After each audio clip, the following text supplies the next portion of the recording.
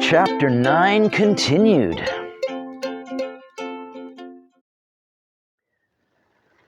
Poor Hubert, far from the house and too far from town, was starting to feel the urgency in his bowels. He was running out of time. He had no choice. He would have to visit the village's communal outhouse stationed somewhere near the waterfront. Kruger had mentioned it before in passing. Clutching his belly, he hobbled quickly and awkwardly, as only someone in need of a toilet would do. Down in the middle of a little valley below sea level, he could see the small wooden structure standing with its door pulled shut. So far away! How am I going to get there in time? Without a doubt, he would be humiliated if found caught short so far from any convenient facilities. He was starting to seriously worry. But he kept putting one foot in front of the other, concentrating on keeping everything else of critical importance as tight as possible. After shuffling for an agonizing eternity, sweat straining down his forehead, he made it to the outhouse at last. On the front, an old sign stated, "Warning, do not use during high tide." His mind was far too busy to read, and it wouldn't have made any difference anyway. Concentrating intently, he hurriedly pulled open the plywood door, stepped into the dark, cramped, and very smelly enclosure, and locked it behind him. While holding his breath, he could make out a bench directly in front of him, with a scary-looking hole in the top leading down to where he cared not to think too much about. This is where the public do their ploppings.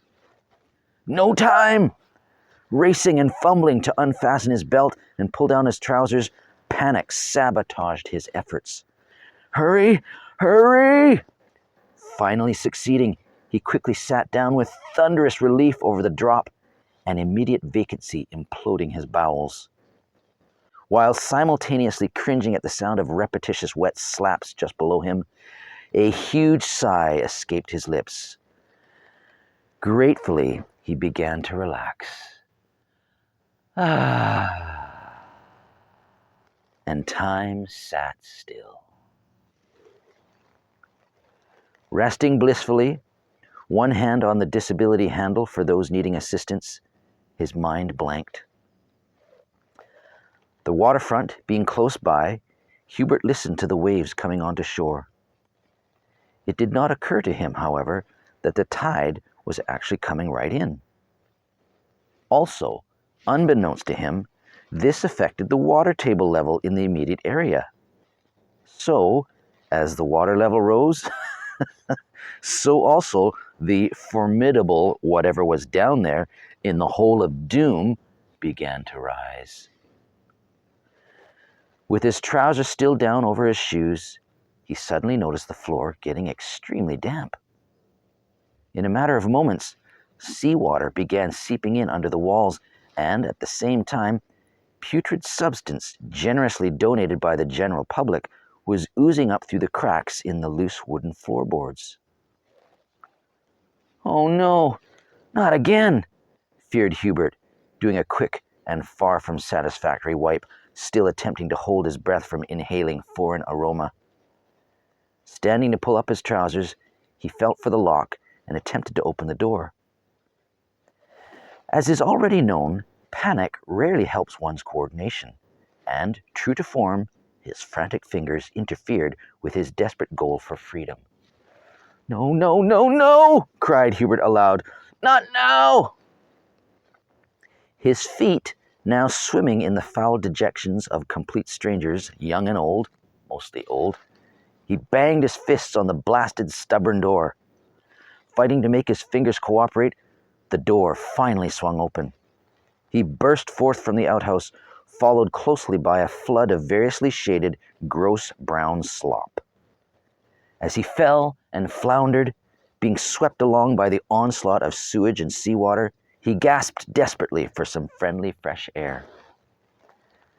His thoughts slowed down, brain conflicting over the painful reality of what ought not to be. And yes, this most certainly ought not to be. Few in life have ever experienced the type of trauma and shock this poor boy has had the misfortune of enduring.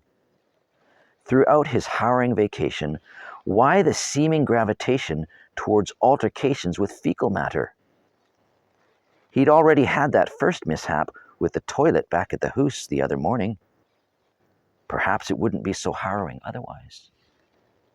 But did his predetermined fate necessitate having the sorry paths of his life intersect with the unthinkable? It was his sister who was supposed to be the klutzy one.